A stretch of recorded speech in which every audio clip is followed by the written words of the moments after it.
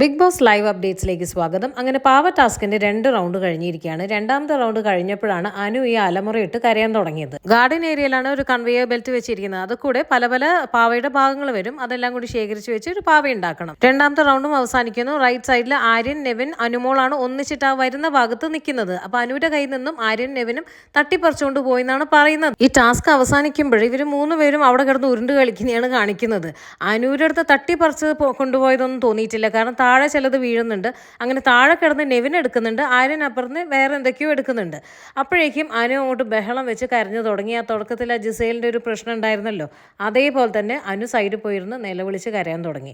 അങ്ങനെ ഇത്രയും കരയാൻ മാത്രം ഉണ്ടായിരുന്നു എന്നുള്ളതാണ്. കാരണം എല്ലാവർക്കും പരിക്ക് പറ്റുന്നുണ്ട്. ഇതൊരു ഫിസിക്കൽ ടാസ്ക് തന്നെയാണ്. പിന്നീട് നെവിൻ പറയുന്നു അനു തന്നെ കടിച്ചിട്ടുണ്ടെന്ന്. കയ്യിൽ മാന്തി അടയാളങ്ങളൊക്കെ കാണിക്കുന്നുണ്ട്. അത് ക്യാമറയിലൊന്നും കാണിച്ചിട്ടുണ്ടായിരുന്നു. ആദ്യത്തെ റൗണ്ടിൽ അക്ബർ ആയിരുന്നു അനുവിൻ്റെ കൂടെയും ലക്ഷ്മിയുടെ കൂടെ നിൽക്കുന്നുണ്ടായിരുന്നത് തുടക്കത്തിൽ തന്നെ. അപ്പോൾ അതിന് അക്ബറിന് പറയാൻ ഇനി ബാക്കിയൊന്നും ഉണ്ടായിരുന്നില്ല. കാരണം ആ ഒരു ആദ്യത്തെ റൗണ്ട് കഴിഞ്ഞപ്പോൾ തന്നെ അക്ബർ തൻ്റെ മീത്ത് ചാരിക്കിടന്ന് ശ്വാസം മുട്ടിക്കുന്നത്, അങ്ങനെ വൃത്തികെട്ട മനുഷ്യനാണ്, ചെറുത്താൻ്റെ സ്വഭാവം എന്നൊക്കെ പറഞ്ഞ് അക്ബറിന് പറയാത്ത കാര്യങ്ങളില്ല. അത് വിചാരിച്ചിട്ടാണ് തോന്നുന്നുണ്ട് അക്ബർ മറ്റേ സൈഡിൽ പോയത്. സത്യത്തിൽ ഇതൊരു ഫിസിക്കൽ ടാസ്ക് പോലെ തന്നെയാണ്. എല്ലാവരും നോട്ടം ആ ഒരു കൺവെയർ ബെൽറ്റിൻ്റെ അങ്ങോട്ടേക്കാണ്. അനീഷിൻ്റെ തല അതിനകത്തായിരുന്നു. അപ്പം ഇതിൽ പരിക്കുകൾ പറ്റുന്നത് സ്വാഭാവികം തന്നെയാണ്. ബോസ് എടുത്ത് തന്നെ പറയുന്നുണ്ട് ഇതൊരു മെഷീനാണ്, അപ്പോൾ ശ്രദ്ധിച്ച് തന്നെ കളിക്കാൻ എല്ലാവരോടും പറയുന്നുണ്ട്. അപ്പോൾ അവരവരുടെ സുരക്ഷ അവരവരുടെ കയ്യിലാണല്ലോ. പിന്നീട് ബഹളം വെച്ചിട്ടും കരഞ്ഞിട്ടൊന്നും യാതൊരു കാര്യവുമില്ല.